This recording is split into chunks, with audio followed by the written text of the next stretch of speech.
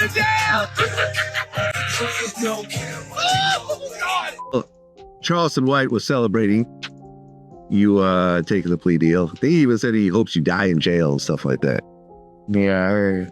A lot of things this case has stopped me from doing, traveling all across the world making. So I just want to get it over with, and, you know, accept my guilty plea. I'm ready to get over it. Anything you want to say to your fans?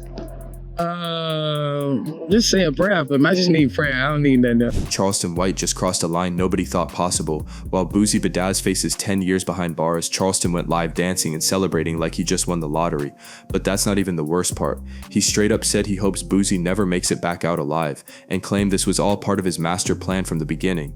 But here's what nobody's talking about. Charleston's been dropping hints that he personally helped the feds build their case against Boosie. I'm gonna put your in jail, waiting for the FBI to send me the right kind of number, because I'm finna make a report on your mother to them people. And you make the man call your name specifically. The promoter specifically said your mother name, Lil Boosie. He implemented you and implicated you.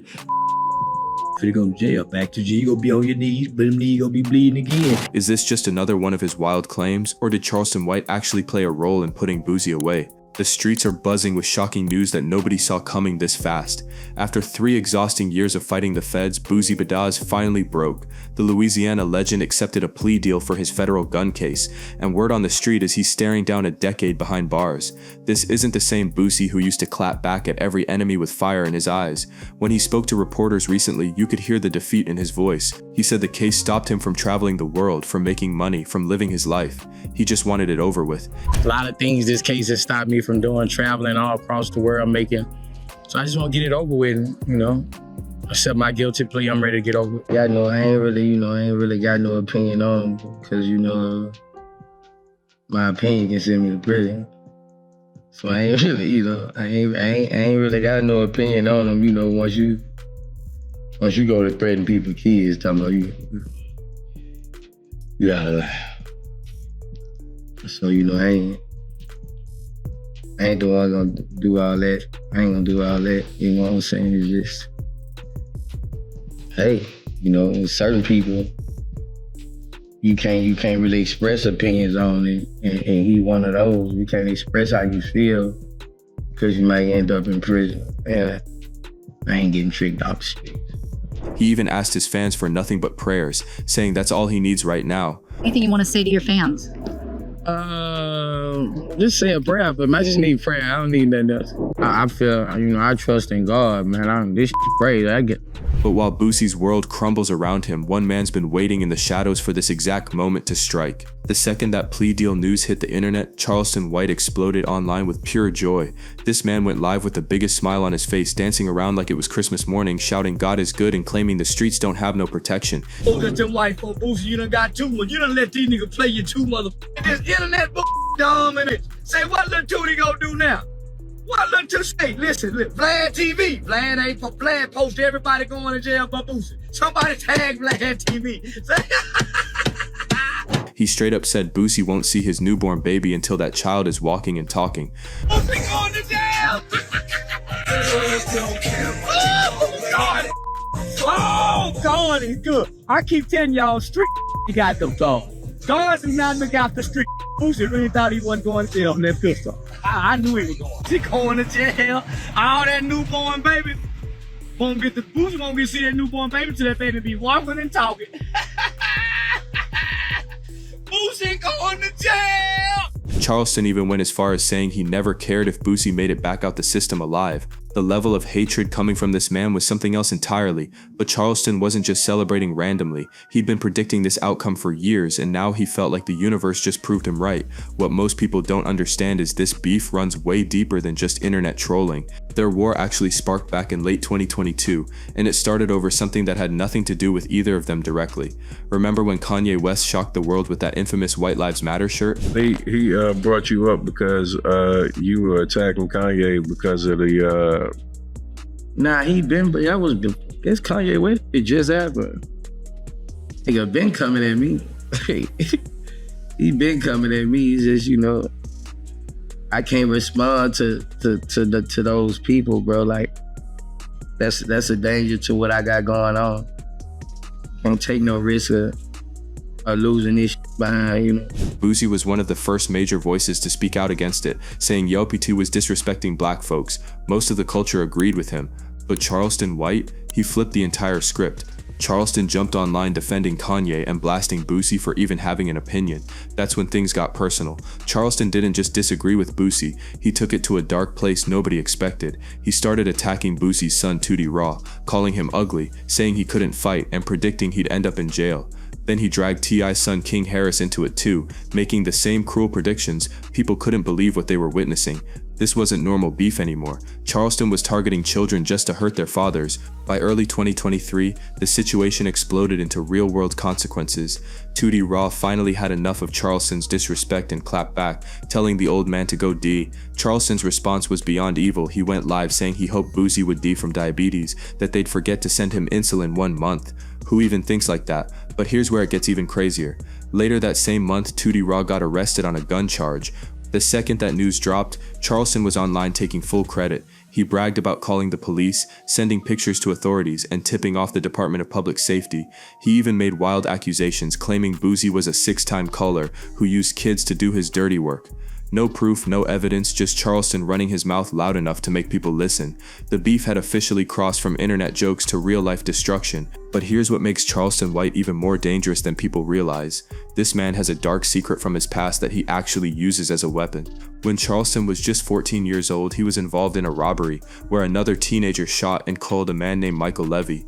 He pulled off the hammer back on the gun. And then what happened? He fired. Instead of staying quiet like the street code demands, young Charleston testified in court against his co-defendant Antoine Doolittle. In hip-hop culture, that's the ultimate sin, being labeled a snitch. But Charleston doesn't hide from it. He proudly defends it, saying he was raised to tell the truth and that survival matters more than street codes. Not a street kid. I'm not a criminal. I'm a kid who was raised to tell the truth. When my mama come in and say, son, what happened? Mama, I didn't do that. I got to pay for a lawyer. I got 2 lawyers, Carl Mallory and Louis Stearns. Louis Stearns became Judge Stearns, Judge Louis Stearns. But nigga, I had 2 paid for a lawyer. My mama is a well-to-do mama. I'm just playing, I ain't playing. I'm an adolescent going through an adolescent stage of rebelliousness. Ain't no street. Hell yeah, I'm gonna tell on you. I've been telling since I was a little bitty boy. Recently, old footage from that juvenile case resurfaced online and people started calling him a hypocrite. How can you attack rappers for being rats when you testified yourself? Charleston's response was cold. He said he never lived by street rules anyway and doesn't care who's mad about it. That's his superpower. He's untouchable because he's not playing by the same rules as everyone else. The psychological warfare Charleston wages against Boosie is unlike anything in hip-hop right now. He doesn't just troll, he applies calculated pressure designed to break a man's spirit. Charleston constantly threatens to call the FBI, treats federal agents like his personal bodyguards, and even mocks Boosie's diabetes like it's a punchline. But the most twisted part? Boosie admitted that inmates were calling him from prison, asking when he was going to join them.